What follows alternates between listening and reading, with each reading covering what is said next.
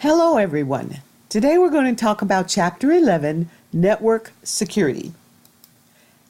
After completing this chapter, you should be familiar with some of the major threats to network security, how to conduct a risk assessment, how to ensure business continuity planning, which you may have heard referred to more commonly as disaster recovery planning, and how to prevent network intrusion. The rise of the internet, as we know, has completely redefined the nature of information security. Globalization has led to an increase in worldwide threats to both networks and data. The flexibility of the internet and the convenience of the internet, the trade-off has become the risk of cybersecurity breaches and cybersecurity threats. Viruses and worms are also a major problem.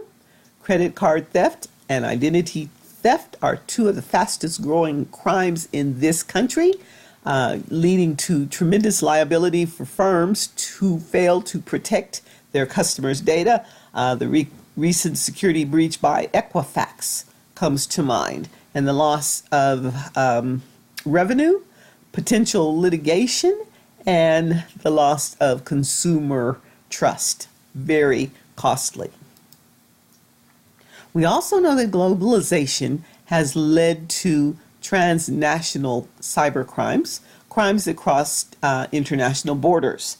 These are, of course, more challenging to solve. These crimes are very difficult to solve because the liability and the laws that impact the countries that are part of the cybercrime investigation. It makes it very difficult to determine who's got jurisdiction and who will be able to enforce and prosecute if the liability is transnational in nature.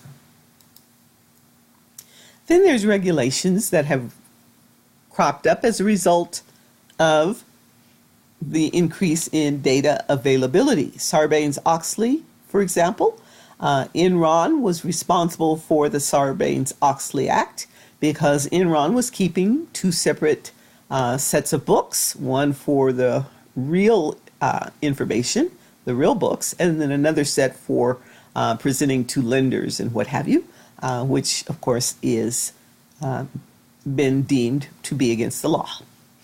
Then there's HIPAA, or the Health Insurance Portability and Accountability Act, which states that the right to privacy for your health information from a doctor's office, they cannot give your information out without your authorization. There's also the Family Education Rights and Privacy Act, also known as FERPA, for education. Students' grades cannot be given out without permission, express permission, even to the parents of these students, because of FERPA laws and the Privacy Act. So why do networks need security? I think the answer to that question is fairly obvious. There are three primary reasons that there has been an increase in cybersecurity threats over the years. Number one, hackers will steal information, intellectual property, or computer code, and they will do this for a fee. It used to be that they were pranks, and it was malicious, and it was just maybe kids trying to prove that they could break into a system. But now it's much more serious because professional hackers make their living by stealing information or intellectual property. Then there's something called hacktivism, which is hacking for purposes of political or social unrest to make a statement. It has become common. The group Anonymous, you may have heard of them. They are a good example of hacktivism.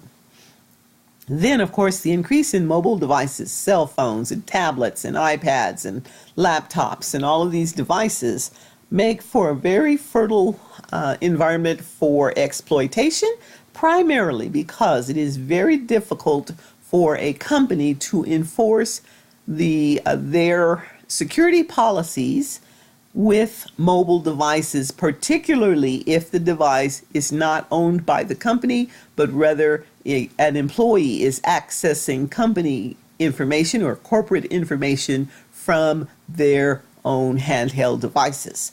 They cannot, very difficult rather, to enforce the security laws when the devices are not owned by the company. Makes it very challenging.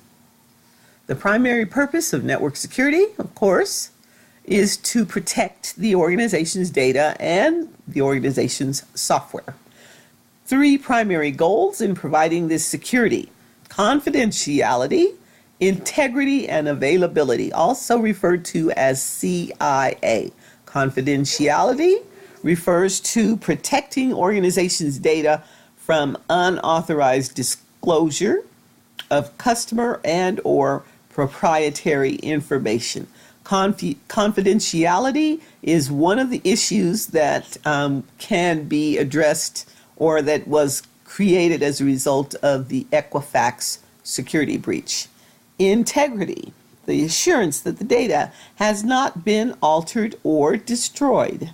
This could, you could think of the last presidential election and the interference or the alleged interference from an outside country, Russia, changing and altering data or simply providing propaganda to potential voters and swaying their opinions before the election. Availability means simply keeping the systems up and running with no interruptions in service. Business continuity refers primarily to availability with perhaps some aspects of data integrity. Developing a secure network means you must develop controls. The controls, hardware, software, rules, or procedures that reduce or eliminate the threat to network security. Controls can prevent, detect, and or correct breaches in security. Preventative controls are used to mitigate or stop a person from acting or an event from occurring. You could think of something like a firewall. We'll talk about firewalls later on in the chapter. Detective controls reveal or discover unwanted events.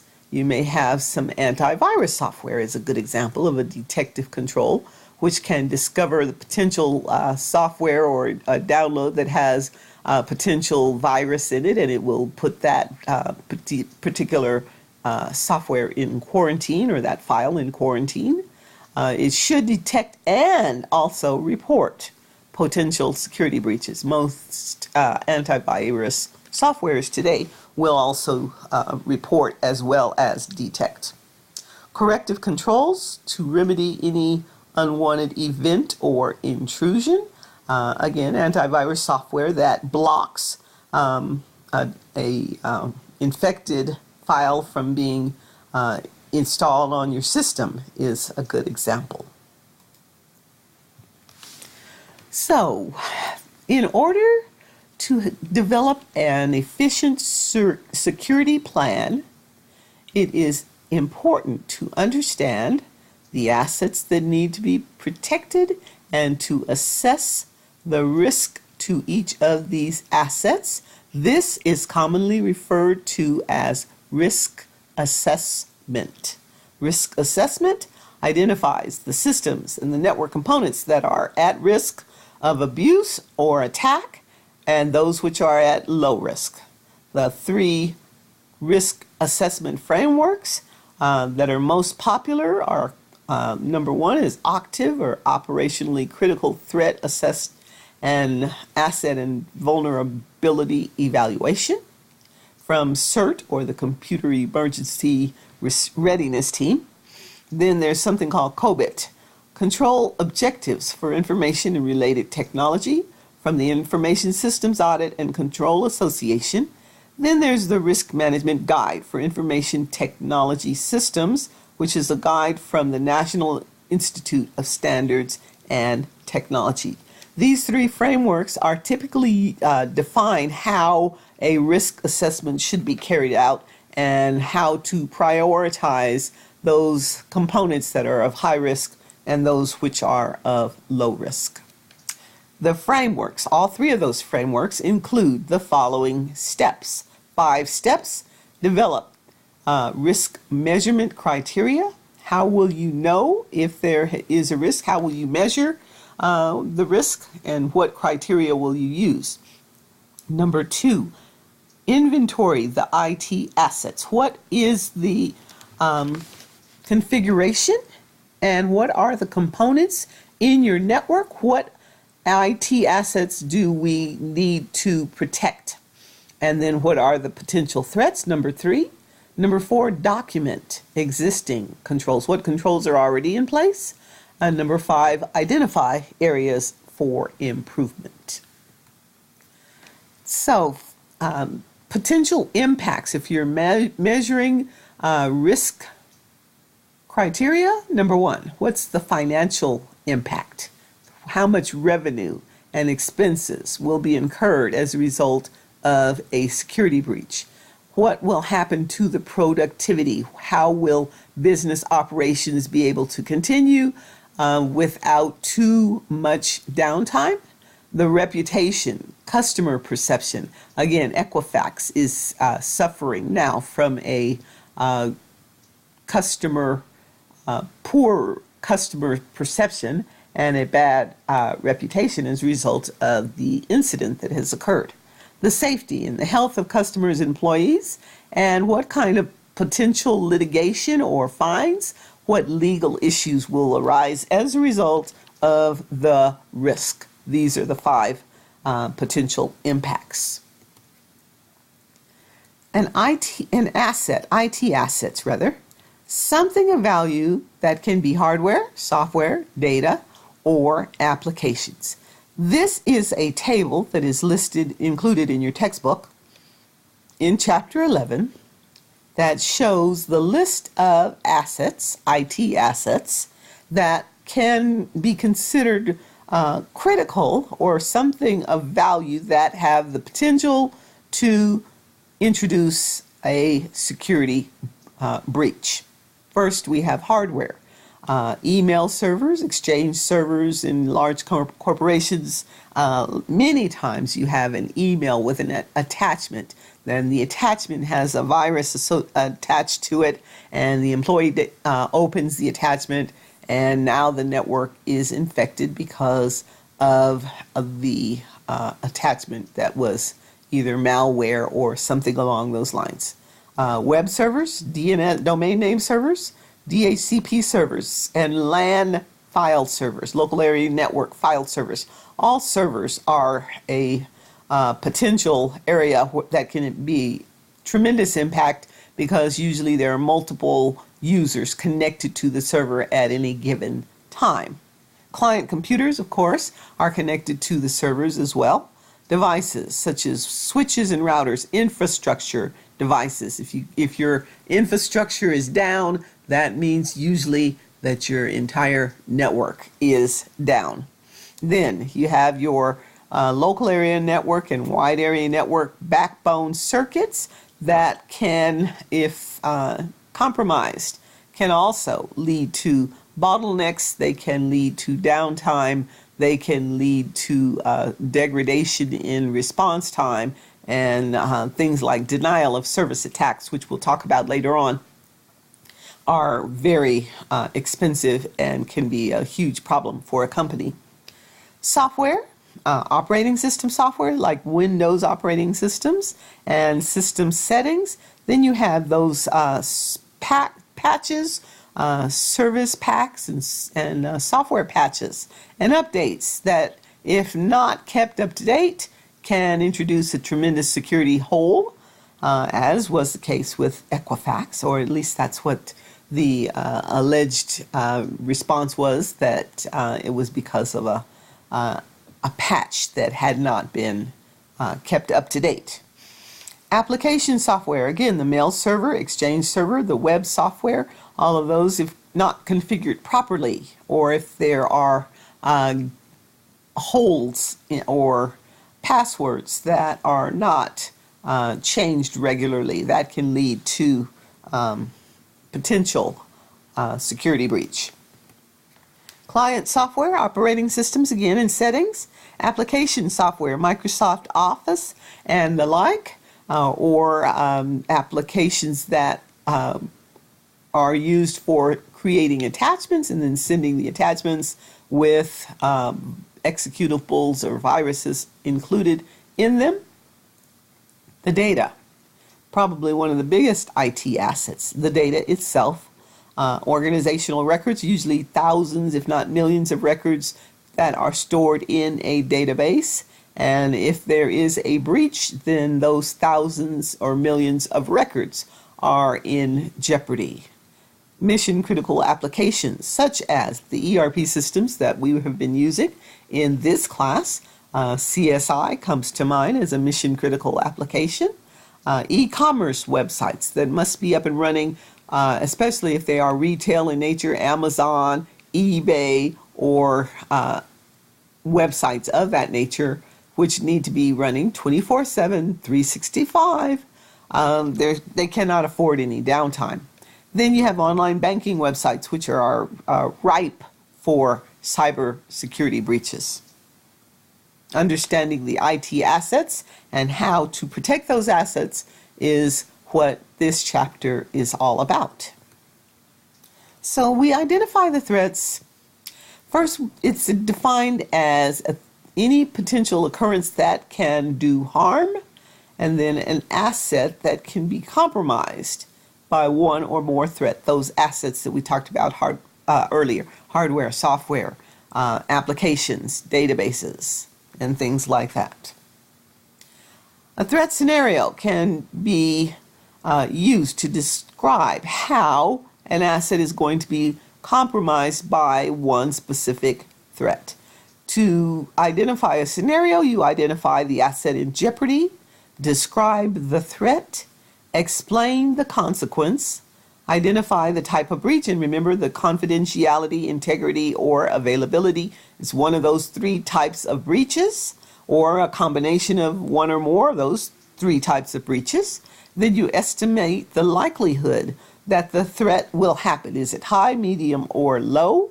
And again, this is to try to prevent the threat from becoming a reality. Intrusion prevention. There are four types of intruders. The casual intruder who does it maybe just for fun, mischief, and they're not looking to do any significant damage.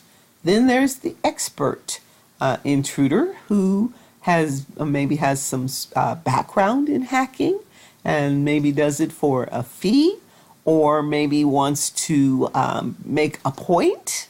Hacktivists, for example, that have a political axe to grind. The professional hacker who does it strictly for money and is very good at what they do. And then you have employees or contractors. These are very difficult to track, to manage, and to anticipate, because the disgruntled employee, usually you are not aware of the nature of their grievance until after the breach has occurred. Contractor can also do some damage. I believe the security breach of Target several years ago that breached their computer card system, or customers that played with a computer, with a credit card rather. It was because of a contractor that breach occurred. So then you try to mitigate the risk. The risk mitigation means that you try to implement one of those controls we talked about to counter a threat or to minimize the impact. Generally speaking, an organization has several options when there is a risk. They can accept the risk, they can mitigate the risk, they can share the risk or defer the risk, and then of course, most importantly, you must identify the risk and what potential improvements need to be made. External attackers or organizational employees, how to keep them from gaining access to files that they do not have authorization to. The intruder may gain knowledge, change files, commit fraud, destroy information, and so on. Business continuity, the ability to keep the system and the business operational and functioning. Disruption to business continuity means the loss or reduction in network service. Can also mean the destruction of data.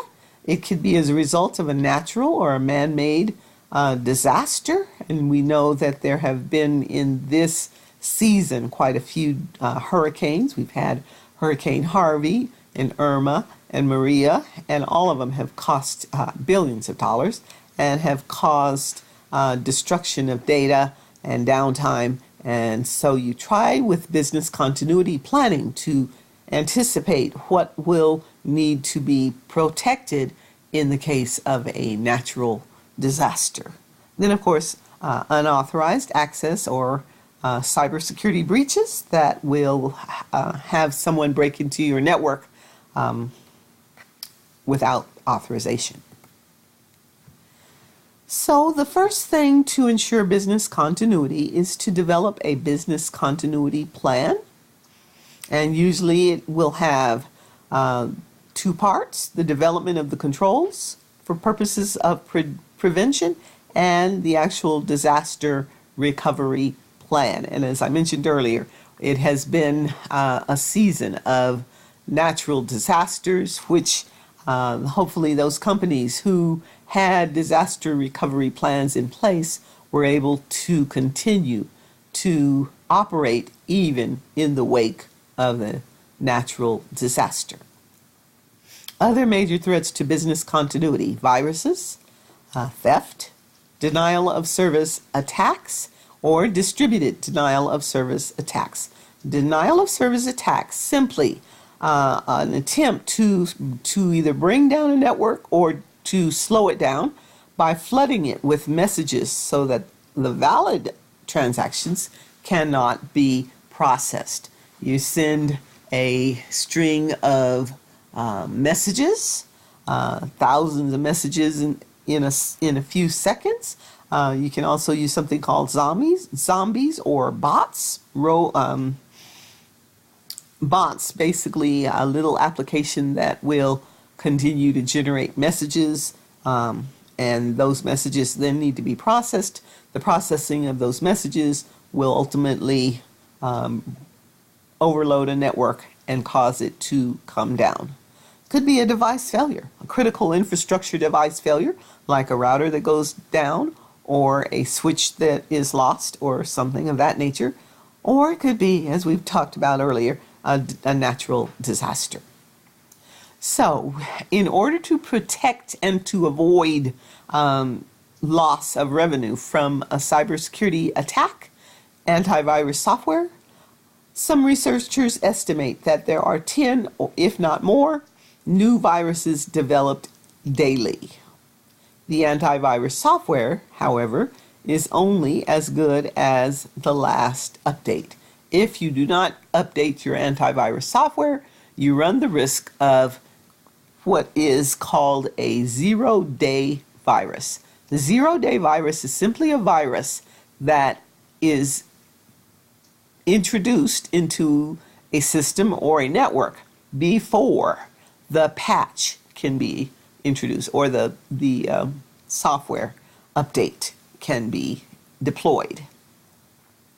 Traffic analyzers, things like packet sniffers, can be used for both good and for evil. For example, a traffic analyzer, you can look, network administrators can use them to look and monitor the traffic to see if data is flowing smoothly, what the response times look like, and what if the circuits are running and data is flowing. It can also be used by an intruder to try to obtain data that's not encrypted and to see if they can pull information that is in what's called clear text. Physical security, of course, is important. Locks, surveillance, and protection of resources such as electrical and power grids is becoming very important. Redundancy. Most organizations must have redundancy and fault tolerance. You can use redundant hardware, redundant software, redundant networks. All of that costs a lot of money, but the trade-off is that you can guarantee that your system is bulletproof in case of some sort of a failure, hardware, software, or network. You can use something called a redundant array of independent disks if you're talking about servers, email servers, web servers, DNS servers, important servers that must be up and running, logon servers and domain controllers and things like that. Redundant array of independent disks, RAID 0 through 6. RAID 0 is disk mirroring. You also have disk striping, which is having at least two disks that will be able to figure out what the data was on the third disk if the third disk goes down. Disk striping with parity, disk striping with mirroring, all of those are different configurations of RAID. The bottom line is you spend more money to get redundancy built into your servers so that should there be a failure, you have only a little bit of a delay while the other backup server kicks in.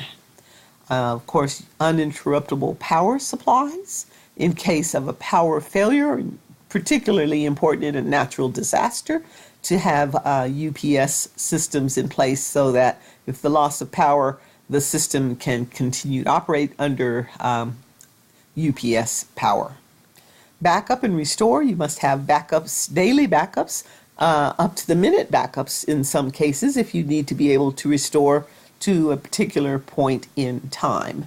Then there's something called continuous data protection, also referred to as transaction replication, which simply says that the data is replicated in more than one server so that if there is a breach or a outage in one location, there are multiple locations where that same data is stored, and that data can continue to be processed and flowed through the other locations. Then there's also timestamps on all transactions to make sure that you can restore data to a specific point in time. Based on the timestamp, you can tell when the last transaction occurred, and you will minimize the loss of data because you can recover almost up to a certain point in time. Then there's firewalls, of course, traffic filtering firewalls, which states only certain types of traffic can get through, only certain protocols can get through, only certain IP addresses can get through. So the traffic filtering and or traffic limiting firewalls, there are three types. Packet level firewalls, which will simply look at each packet and determine if that packet should be allowed through the firewall or not. Application level firewalls, which state that only certain applications can get through the firewall. And then there's the network address translation, also known as NAT firewall, which says I have a series of IP addresses that I will introduce to the real world, and on the other side of the firewall, I will have my own set of IP addresses. The company will have their set of IP addresses, but to the rest of the world, there's a proxy server which provides an IP address, a proxy, if you will, hence the name. And so the rest of the world only knows the IP address of the proxy server and not the servers behind the firewall. And then, of course, encryption, secure socket layer encryption, SSL. You might refer to it as HTTPS. You have seen it undoubtedly when you go and complete a transaction. Usually you are going to a secure, through a secure socket layer that is encrypted. Credit card payments specifically are used for that. IPsec, which is IP security, which means certain IP addresses can only get through with encryption, and the encryption has to be on both sides, on the sender and the receiver side. Symmetric encryption, which uses the same key to encrypt and decrypt, or asymmetric encryption, which uses one key to encrypt and another key to decrypt. Then there's some, of course, authentication, passwords, something that you know, something you have, or something that you are. So the password is something that we know. Access card, you might have a card that allows you access, something that you have, or a digital signature, also something you have. Then the biometrics, fingerprints, DNA, retina scans, something that you are. Those are the types of authentication. Usually there will be more than one type of authentication that is used in a system. Important systems typically will require either facial recognition and or a password, or an access code, or fingerprints, or a retina scan. Then Kerberos is an authentication protocol developed by MIT, by the Massachusetts Institute of Technology, which is a central authentication protocol with a single sign-on and a directory services. If you're running Windows 10 or Windows Server, if you will, Active Directory is a Kerberos authentication protocol, which says that once you are able to log on, you are given a token, and that token will specify what you can or cannot access. You sign on one time, and then whatever you are allowed to access after you sign on is based on your authentication. And so Kerberos is used by most directory services, including Windows Active Directory. Social engineering is another way that security can be breached, and it is simply breaking security by asking, by sending out phishing emails that say you need to change your password, click this link, or you have been awarded a large sum of money, but we need you to provide certain information. Or this, they can spoof by saying we are sending this from your university security department, and we need for you to click this link and change your password. Or it's adware or malware that is attached to a file that is downloaded that you don't recognize but you download. Or ransomware is a new one that is basically the cyber criminals are using ransomware to break into a network and then only releasing the data if the ransom is paid. And it's becoming more and more common. There are ways to avoid social engineering, entrapment techniques.